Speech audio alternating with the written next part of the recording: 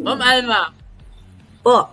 para po sa mga viewers natin ngayon, live and sa mga team replay later, what advice would you give them? Yung mga lalo mga would-be practitioners.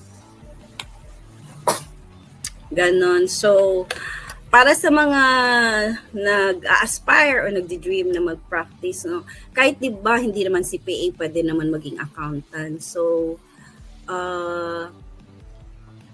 yung basta believe in your dream, tapos huwag lang kayo susuko. Siyempre, mayroong mga struggles, pero that would make you stronger, ganyan. So, this choosing naman yung field of practice is not easy, no?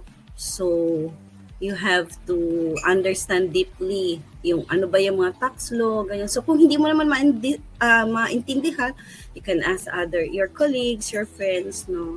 So dapat i-uphold natin yung integrity natin as we use we use also our expertise to guide us, protect us, and empower those we serve.